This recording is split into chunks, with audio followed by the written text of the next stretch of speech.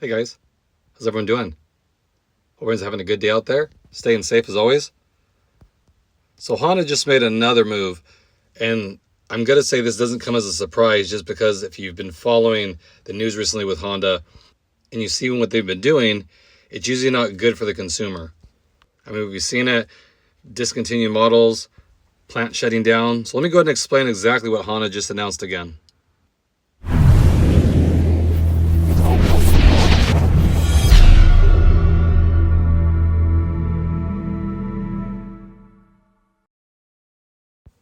So like I said, you've seen a lot of changes with Honda and a lot of manufacturers over the last couple of years. It used to be every year something exciting would come out, something would make you want to, buy a new car, excited for it. Well, that's kind of been done away with, just how things are. A lot of the things they're offering now is kind of vanilla. So this new announcement is not a shock to me. So Honda just announced that they're no longer going to build this huge battery electric vehicle plant in Canada like they were planning. And if you know what's going on here in the United States is that they did away with the full EV Prologue, and then the Acura version of it, the ZDX, did not sell well. So Honda is deciding that it makes no sense to go after the EV market in Canada just because the success in the United States hasn't been there. This was going to be a $15 billion battery electric vehicle plant, and they planned it for many years.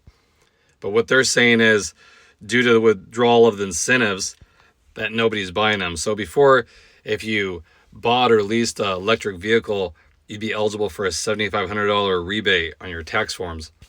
Well, last year those went away, and so a lot of EV makers saw a decline in sales. I don't think that's the main reason because, if you want an EV and it's something you've been researching and it works for you, I don't think a rebate's going to turn you away from that. It was kind of a nice little bonus. I really think Honda's not ready to get in the EV market. I think their vehicles, when they had them, I think Hondas were like $60,000, and then you jump up to the Acura, and if you got the Type S version, it would hit in the 80s. That's a lot of money to spend with Honda being new to the technology. So this isn't a surprise. And then just like the US, Canada's following suit, and they're going to focus on the hybrid technology. And that kind of seems like where Honda's niche is. Like the hybrid vehicles do really well. You get a little of both. You can get the instant torque. They have electric motor on them, but they get phenomenal gas mileage.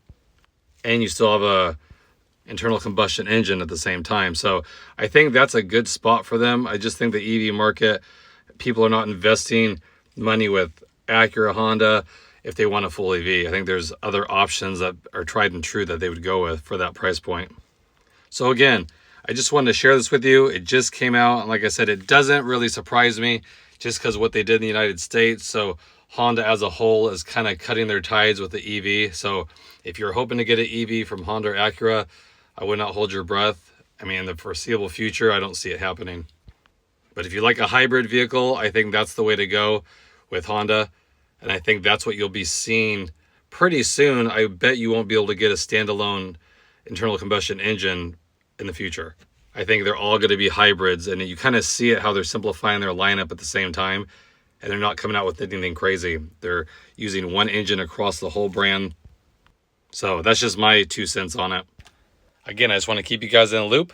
Hope everyone's having a good day out there. If you have any questions, comments, you can always drop them below. I'll get right back to you. Until next time, guys, have a good one.